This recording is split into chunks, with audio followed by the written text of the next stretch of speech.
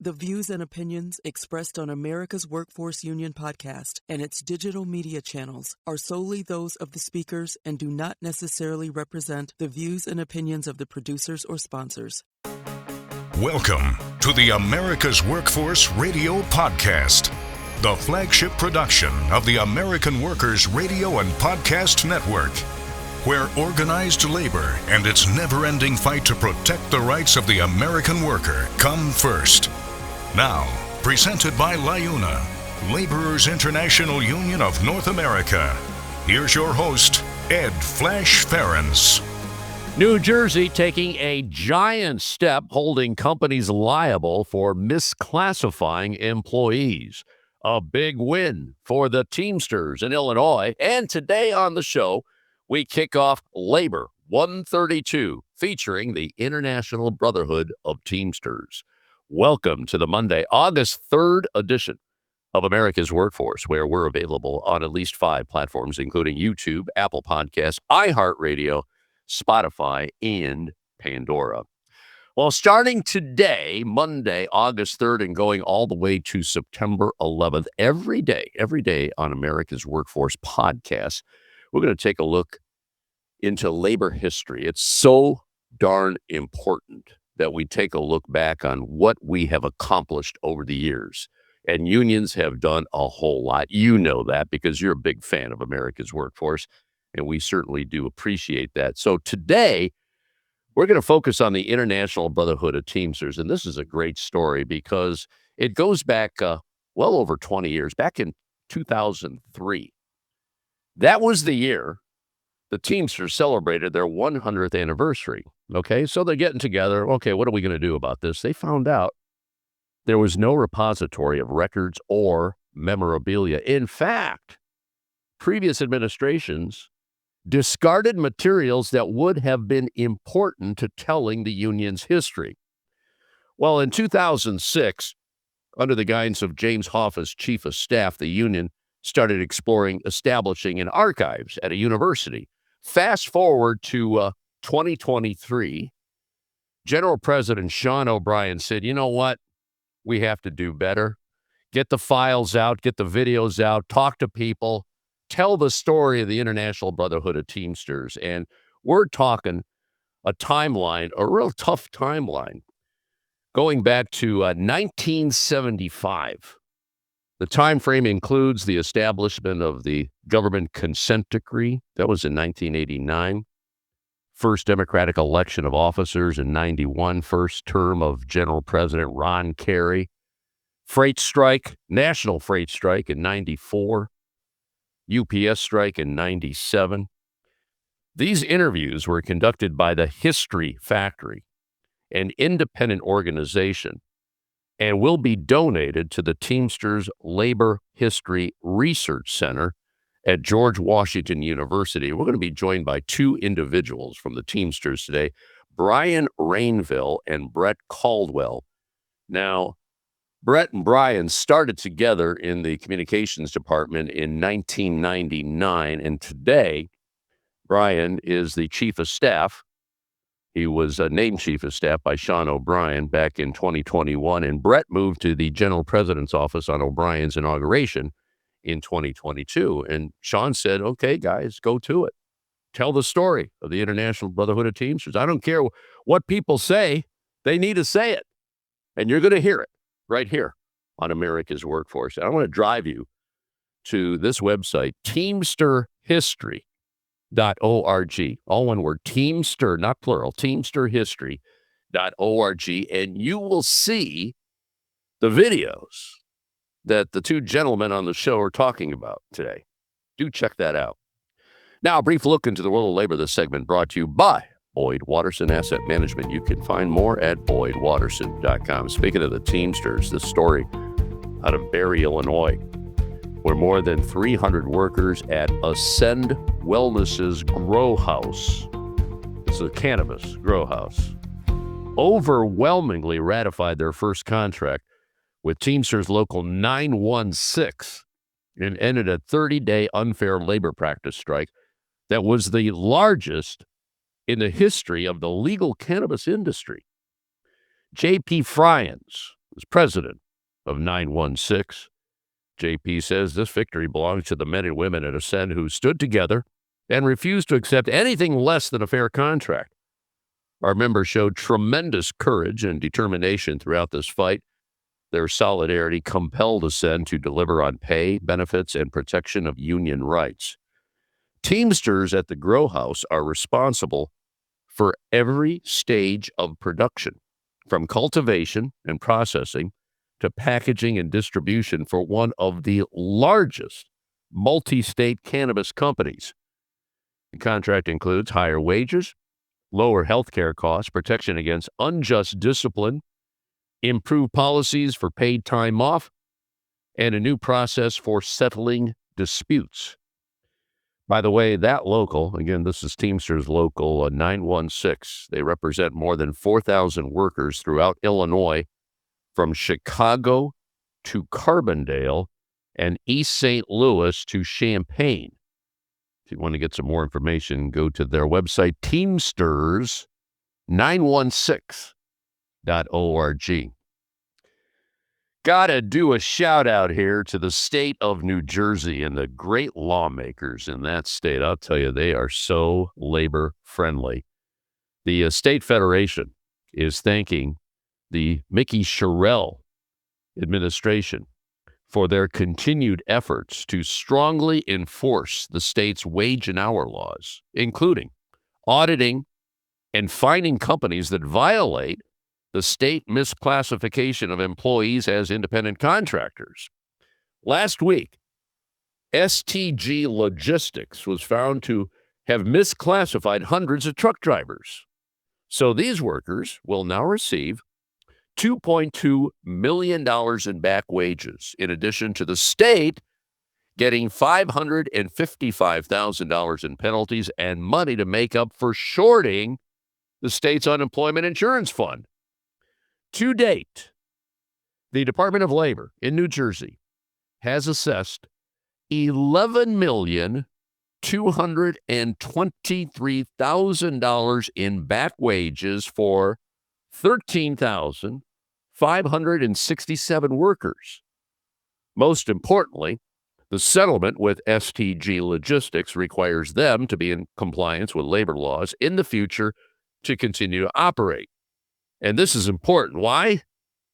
Because other companies fined for the same violations continue their anti-labor practices even after being caught and fined. Similar previous enforcement actions resulted in receiving $1 million from Uber, $19 million from Lyft, and $1.5 million from Via, which is a microtransit operator, all for breaking the state's misclassification laws. The New Jersey State AFL-CIO is consistently advocating for strong wage and hour enforcement through regulations and legislation that protects workers from this exploitive practice. And recently, regulations were adopted to protect both workers and businesses that play by the rules. And they're also opposing several pieces of legislation that seek to carve out certain businesses from the law. And the Labor Federation is advocating for bills that make clear workers for certain app-based companies are employees and not independent contractors. How many times have I said on the show, you get the right people in office, and I'll tell you, they got a lot of union brothers and sisters on all levels of government in the state of New Jersey. And that's why we have stories just like this. All right, we're going to take a quick break. When we come back, we're going to kick off Labor 132, the 132nd anniversary of Labor Day coming up. Our featured guests from the International Brotherhood of Teamsters. You're listening to America's Workforce with Ed Flash Ferens. It takes LiUNA to power North America with affordable energy. The men and women of LiUNA, the Laborers International Union of North America, have the skills needed to build and maintain oil, natural gas, nuclear, solar, and wind projects that are shaping America's energy future. From new energy tech to retrofitted facilities, LiUNA members do it all. Find out what it takes to be powered by LiUNA at liuna.org. That's LIUNA.org. America's Workforce is brought to you in part by the Communication Workers of America. You can find more at cwa-union.org. America's Workforce is brought to you in part by the International Federation of Professional and Technical Engineers. You can find more at ifpte.org. There is unity and strength for workers. We are the USW. We are the USW. The United Steelworkers. The largest industrial union in North America. We represent 850,000 members in the U.S., Canada, and the Caribbean. We work in metals, rubber, chemicals, paper, oil refining, atomic energy, and the service sector. We are steelworkers, standing strong and fighting for what's right. America's Workforce is brought to you in part by the Iron Workers. You can find more at ironworkers.org. American workers are sick of struggling to get by. It's time to get ahead. In the Teamsters Union, workers are winning industry-leading contracts, historically high wages, fully paid health care, and retirement benefits you can count on. Across the country, Teamsters fight alongside our brothers and sisters to secure a better life. It's what we've been doing and how we've been living for more than a century. When we fight, we win. Join us. Be a Teamster.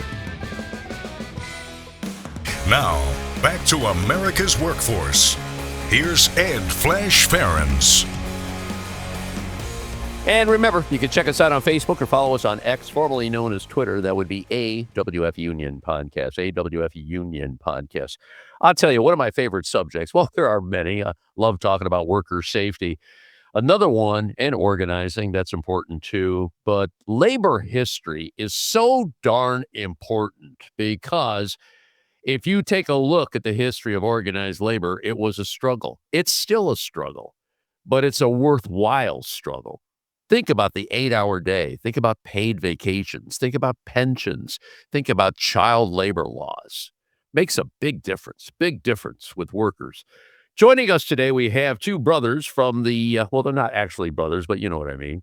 They come from the International Brotherhood of Teamsters, one of the proud sponsors of America's Workforce. We have Brian Rainville and Bret Caldwell. Bret and Brian started together in the communications department back in 1999 with the Teamsters shortly after James Hoffa took office. Brian was the magazine editor, Bret the media coordinator. A year later, they were appointed to run the communications department. Brian then was the chief of staff at Teamsters Joint Council 25 in Chicago, and Bret ran the communications department until Hoffa's retirement. Brian was named chief of staff by President Sean O'Brien on his election in 2021 and was recently reelected. And Bret moved to the general president's office on O'Brien's inauguration. That was in 2022. Gentlemen, thank you so much for joining us today. And this is exciting, too, because we have something you should be very proud about, and that is Teamster history. This goes back, what is it, 1903. 1903, I know you celebrated your 100th anniversary in 2003. So let's just get into what you pretty much created here. Who wants to start here, Bret or Brian? Because obviously this was a labor of love. Go ahead, gentlemen. I think I'll start on the 100th anniversary in 2003. It was a great event. We had a year, and then we had a special dinner with about 4,000 people who attended. But what we really learned in preparing for our 100th anniversary is how little of our history had been collected, how little we actually knew of our history here at the International. And that led us to a process to say, hey, like, we've got to tell our story better. We've got to share our story more broadly. And in subsequent to the 100th anniversary in 2003, with the next couple of years, Hoffa's then chief of staff, a gentleman by the name of Leo Diener, really led the effort to establish a Teamster Archives to collect memorabilia, records, and to share them with members, researchers, and interested parties, so we could tell the story more broadly than it had been told in popular culture or in the media. And So in 2007, after some research, we started we established a relationship with the George Washington University, and we endowed an archives, a permanent archivist, and actually the second named labor chair in the nation. So University of Washington has the Harry Bridges chair, and now the George Washington University has the James R. Hoffa chair in modern labor history. And that's really how we began this process. We began collecting our materials, and we've spent the last 20 years almost really trying to ensure that Teamsters history is preserved and protected. And then that led to, with Sean's election and Brian bringing in new ideas and looking at history from a broader perspective, a new perspective, and that's gotten us where we are today. Brian, let's go to you. And when you do research like this, and I am familiar, I used to work in public service, and we did a 100th anniversary book on the history of the Cleveland Municipal Court, and it's like I said earlier, it's a labor of love, and you find out stuff that really, really surprises you. But probably what surprised you, the lack of information that was contained, maybe, that you were unaware of. And, when you're starting to dig into the past, things come up. And then another thing, and that leads to something else. I wonder if you could speak to that, because by now, I'm sure you've uncovered a lot of really interesting stories. What do you think?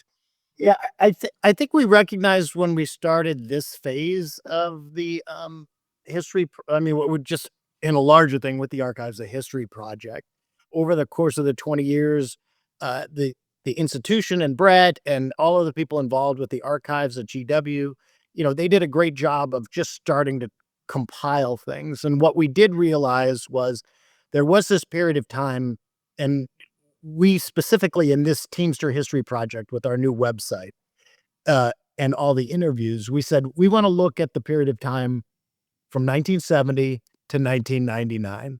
And those are rough years, but pretty much a hard stop on 1999, because we had a whole crowd, a whole host of people who were retiring. Some were passing away from this kind of tumultuous period of the Teamsters. And we thought, okay, well, we can get live interviews together with these players so they're not lost. So it's not like, oh, you're just reading something in a book. And the goal for us was not necessarily to even direct any narrative at all, was simply to create a large reservoir of every actor we could get a hold of who was willing to speak to us, and get them on record, video, transcripts, and do it in a way in which we were not telling. We have been very explicit with everybody, and that's the reason we've been able to get this large swath of people, is that we're going to let you say what you want. We're going to ask questions that you want asked of you. We're also going to ask people maybe you were on the other side of the fence with, questions that they want asked of you. And everything's going to be unedited. It's not going to contain a narrative. And it's really a reservoir of information for somebody else who wants to know the story, to figure it out, to be a jumping off point, or to be, as people pass away or lose their memories, have something that's actually real that they can use to write their own book. Because one of the things we've always been worried about, I think since Bret and I started doing communications with the Teamsters, is the story of the Teamsters is told by essentially the corporate media. And as we will tell reporters when they try and, say, hey, if you don't say this, the Teamsters are going to look bad. It's like, well, you guys have been making the Teamsters look bad since easily the inception of the union, and it hasn't stopped us. So you write what you need to write. But we decided what we want to do is get the facts out there, get everybody's different perspective. Because what do we have now? 30 plus interviews, Bret? We have over 100 hours of interviews, and everybody's got a different take on the same set of events. And that's what's really important to us. And we'll let other people make their determinations of who's telling the truth, who's being forthcoming, who's just towing a party line, that sort of thing. Bret, what do you think? And the project started off, we intended to get 10 interviews. And what we realized, so we hired an outside company called the History Factory and worked with them to get them prepared to understand the story and who the Teamsters are and, and what this project was intended to be, which is to allow people to tell their stories about this certain period of time. But we had sort of 10 targets. And what we learned pretty quickly is these 10 people had recommendations for other people. And so the project has grown to, at this point, we're not completed them all, but we'll be about 35 or 36 interviews. And that will, and hopefully we'll start wrapping this portion of the history project, this version of the history project up. But it will be it's really just grown based on the fact of people saying, hey, you should talk to this person, you should talk to that person. They've been involved, they have an opinion, they have a perspective. And it's we have everybody from James P. Hoffa to Ken Paff from the Teamsters for Democratic Union, to Ron Carey's chief of staff, to Bill Hamilton, who was Ron Carey's government affairs director. So it's just a broad swath of participants who are on there and telling their story. You started with 10. You ended up with 30. Are we going to see 50, 60, 70 here? I mean, the sky's the limit on this one, it seems like. I think we're pretty close to narrowing down the people who were the key participants who are still here and able to participate and are willing to join us. So I don't see at this point much past 40 or so. But, again, we're not going to limit it. If there are more names that come up or people who haven't agreed to participate already, we would like to hear what they have to say. Well, here's an example of something. We had a new book came out on the international socialists in the 70s, and it was an oral history of the international socialists involved in labor unions. And in it, there's a bunch of oral histories. And then we noticed a person that, from the 70s who we actually, didn't work day to day with, but worked contemporaneously in the Hoffa administration with us, who was in this book, who was involved in the IS in the 70s. And that was somebody we hadn't thought of. Nobody else had brought up. And so we're seeking her out to interview her because there was a whole history her own history that we weren't aware of, like before she came to the Teamsters, how she came to the Teamsters. And so we're seeking her out, so there are these kinds of one-offs, I think, that are going to come forward, as again, just like in the interviews, we'd have these interviews and somebody would mention somebody and say, hey, that's a good person to interview. But we've kind of I do think we did like R.V. Durham, who ran for president against Kerry in 1991. We had him. He was in his 90s, and we got him on the books to do the interview, and then he passed away before we got the interview. We did get an audio pre-interview with him, and that will be up. But unfortunately, he was I think we got the right timing to get people before they pass away, most of them, before their memories start failing. And what's really kind of interesting and what we have learned is that different personalities have different takes on things. And what we have gotten is it's far enough away, even for the participants, for them to have some perspective that isn't wrapped up in emotion. There's some, forgiveness of, past slights in some people. Other people, hold the grudge forever and want to tell one story. And we'll let whoever is watching it determine what they think of, the honesty of the people delivering or giving the interviews. And that's been really great. But in the future, I think, what would be ideal is this period of time kind of wraps up. And then we would get in, because we do know we need to have some distance, right, from the actual events, because there's just emotions. There's, a lot of different feelings. It's politics. It's bureaucratic wrangling. And, it's fights. And so if we get this distance, if we could do 10 more years before the end of the term that Sean just won, that'd be fantastic. If we could do 99 to 2011 or something like that. It may be getting a little too close to time, but we could at least get the first 5 years of the Hoffa administration kind of under our belts and get the transcripts and the videos done. One of the things is it's really interesting, I think, about this period of time that Brian really focused on in this project, and we look at when we say a tumultuous period of time, you have in the 70s, clearly in 75, and we don't focus on the Hoffa disappearance and murder because that is a story that's been told. But that began an era of tumult within the union. You had the reform movement start. You had different reform groups start. You go into deregulation of the trucking industry and the airline industry. You go into the establishment of the consent decree with the government in the late 80s, the first Democratic election in 91, the 1994 freight strike, which essentially bankrupted the union, the 1996 election between Hoffa and Kerry, the 97 UPS strike, the 98 rerun election. It's just a period of time where there was a lot of tumult within the union. And it wasn't, and we have to remember the corporate media wasn't telling a story for their readers that was nuanced in any way, shape, or form. And I think it's really important to recognize that as we try to say, hey, let the people who are there tell their stories, because there are nuances, there are details that are of real interest to people. Well, gentlemen, if there's anything about this show we call America's Workforce, is anything but the corporate media. I mean, this is what we want to talk about. We want to hear from the workers, because the workers, well, they made the union and they're still making the union. I have to take a quick break here. We have two featured guests. This is all part of our Labor 132 series.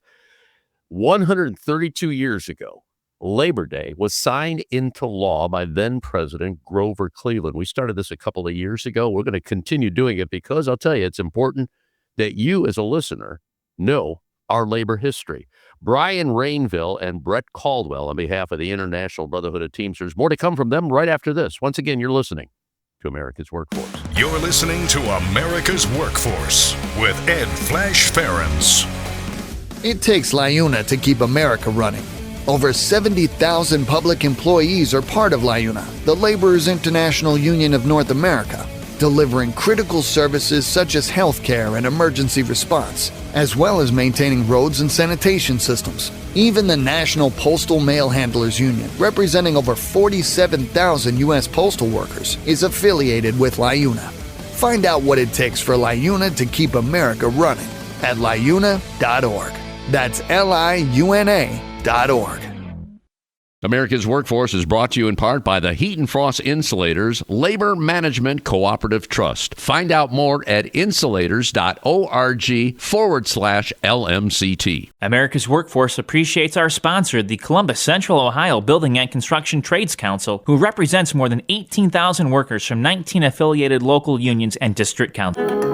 America's Workforce is sponsored in part by Boyd Watterson Asset Management, LLC. Find out more about our investment solutions tailored to meet the needs of Taft-Hartley funds at boydwatterson.com. America's Workforce is brought to you in part by the International Brotherhood of Teamsters, where you can find more at teamster.org. The Heat and Frost Insulators and Allied Workers are proud to be a title sponsor for America's Workforce Radio. The Insulators Union is leading the way in the mechanical insulation industry, fire stopping, and infectious disease control. Regarded as North America's energy conservation specialists, these professionals are known for their professional work and dedication. You can learn more about the Insulators Union at insulators.org. Now, back to America's Workforce. Here's Ed Flash Ferens.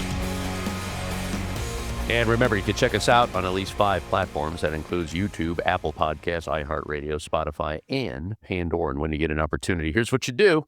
Just sign up and receive our shows on a regular basis and give us a rating. We always appreciate those 5-star ratings, so please keep them coming. We also appreciate you and all of our sponsors here for contributing what you do day in and day out here to America's Workforce. And one of our great sponsors, International Brotherhood of Teamsters. We have 2 gentlemen, longtime Teamsters, Brian Rainville and Bret Caldwell, joining us. And today we're talking about Teamster History. I want to drive everybody to the website, teamsterhistory.org, teamsterhistory.org.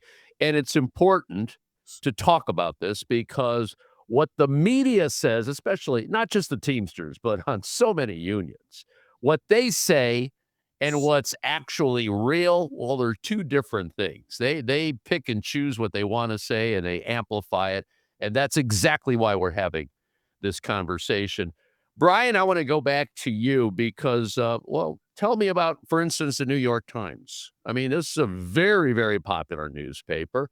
And over the years, I mean, they've done a lot of, I guess you can call it damage to the reputation of the Teamsters. Within any newspaper, the New York Times in particular, one of the things we say is like, look, I can show you the business section of any newspaper, but I can never show you the labor section because there aren't any.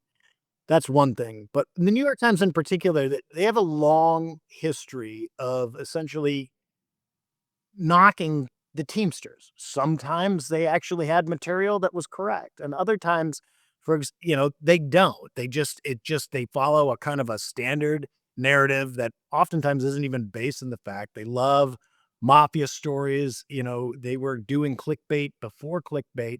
But I mean, here's just a good example of the New York Times attitude. And this only changed about a decade ago. And Bret and I spent a good 20 years, talking to them about this. Is like the New York Times style refused, right, to capitalize Teamsters Union when being used as a proper noun. It would always be, you'd be reading along a sentence and it would say Teamsters Union or Teamsters. When you were there using it as a proper noun to describe, it would not be capitalized. Now they changed that, I don't know, maybe 10 years ago, 7 years ago.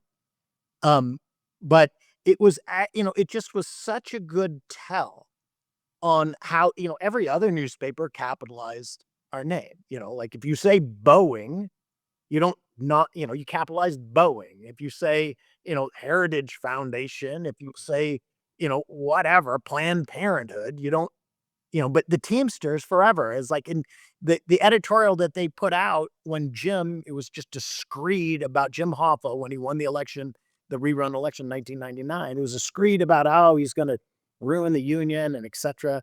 And it was the Teamsters Union, all lowercase. And they're interested in telling one piece of the story. And the Teamsters have always, especially since the 50s and the Hoffa hearings and stuff like that, always been a target of, we are horrible and corrupt. And it's just, the facts really don't bear that out in a large sense. But it sticks because everywhere, The Sopranos, The Simpsons, everywhere you turn, it's Teamsters are, they're bad, they're this, they're that. And it's just, if you have to live with it and you can't get too mad about it, but that doesn't mean you can't push back. And this is a pushback on that. It's like, because they set the record. They set the record. And if we don't set our own record, then we're stuck with theirs. The old line here, gentlemen, perception is reality. And that's exactly what we're talking about because of the culture of America. And you mentioned, movies, TV shows and things like that. People believe that kind of stuff. Well, and I think that fits into what you're just saying, Flash. Is like, look, I sort of nerded out a little bit about a year ago and spent a weekend diving into every case of the what was called the Independent Review Board, which is part of our consent decree, which was established ostensibly to root out mob influence in the union.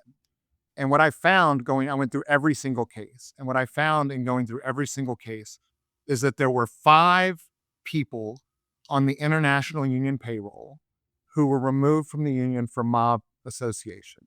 None of them worked at the international headquarters. There were 2 international vice presidents removed from the union in 1991.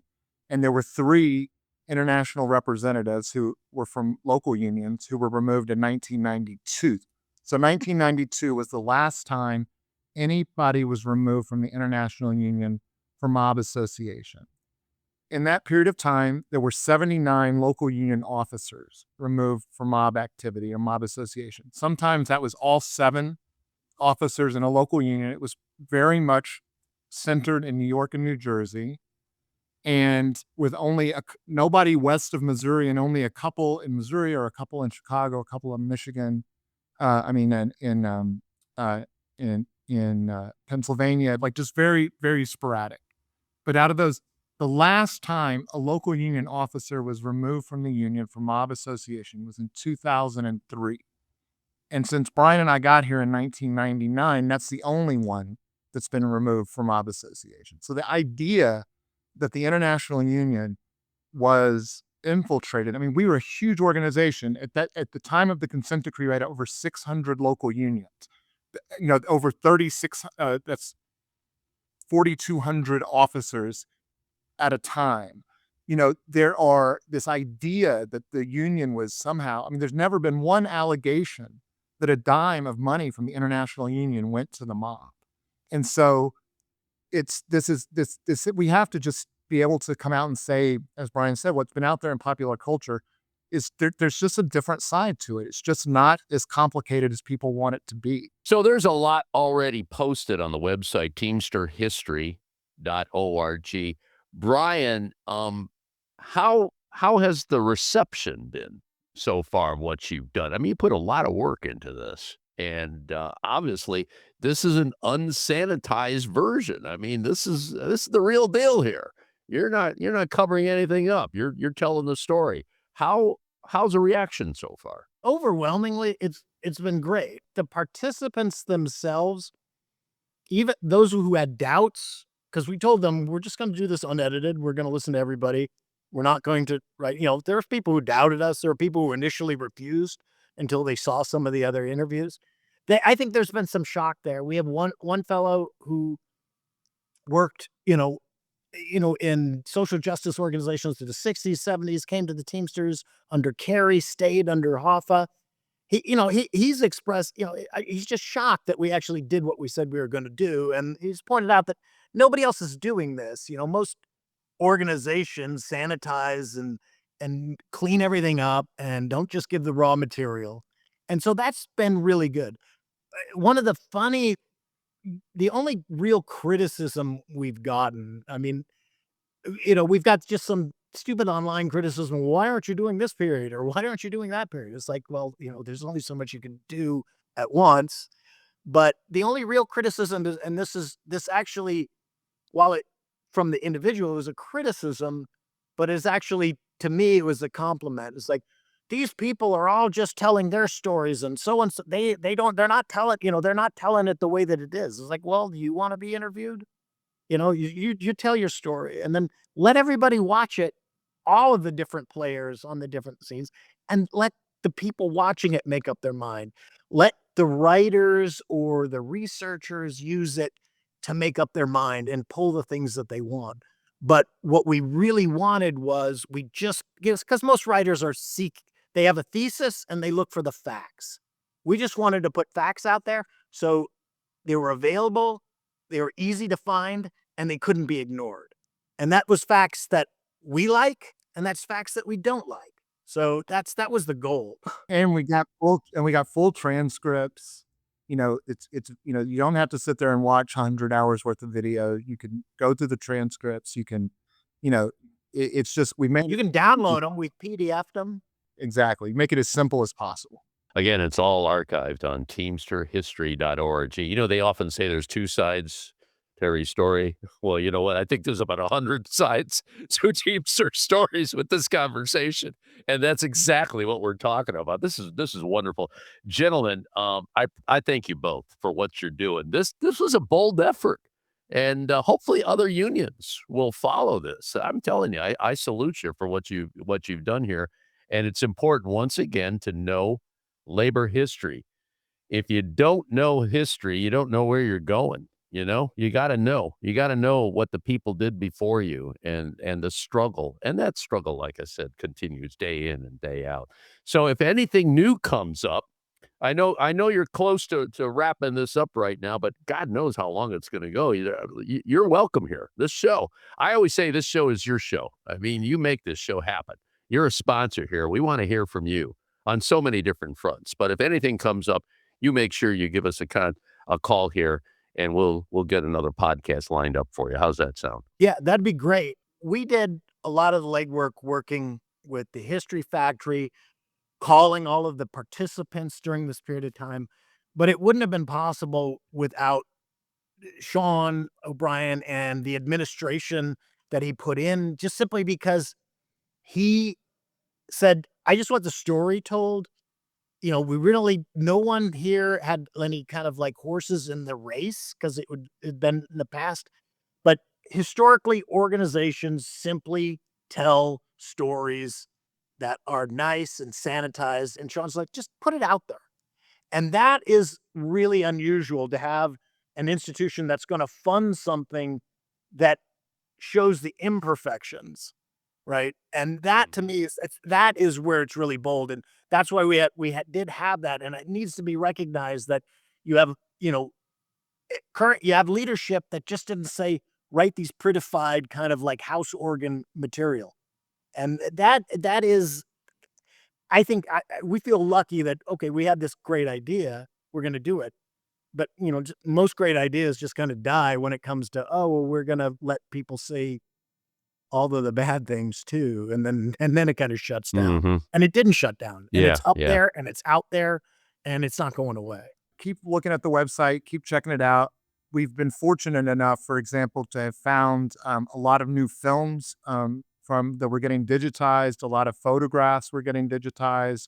We found the archive of negatives of the Teamsters photographer from the 50s through the 70s. We're going to be putting all of that up on the website as well. We found films of the opening of our building, of James R. Hoffa supporting the National Highway Safety Act in 1965, and a video called Carrier or Killer. There's just some really interesting historical information beyond this that will extend this project. That's gonna continue to populate the website. I think every time you go, there's going to be new material, and it's going to be beyond just this. Most of what we've talked about today. It's going to incorporate a wide perspective. And like I said, and you can also just click on the link on this website to go to our archives at GW. To see everything they've got there as well. Teamsterhistory.org. Brian Rainville and Bret Caldwell on behalf of the International Brotherhood of Teamsters, one of the many proud sponsors of America's Workforce. Gentlemen, thank you so much. Really appreciated your time, certainly your dedication and your passion on this project. And keep in touch, okay? All right, thank you very much. And that'll be it for another edition of America's Workforce. Tomorrow, the Massachusetts Laborers Benefits Fund. Until then, all of you have a safe and wonderful day. That concludes another episode of the America's Workforce Radio Podcast. Thanks for listening, and be sure to subscribe so you never miss a show. America's Workforce is a production of Labor Tools and BMA Media Group. Find out more information online at labortools.com.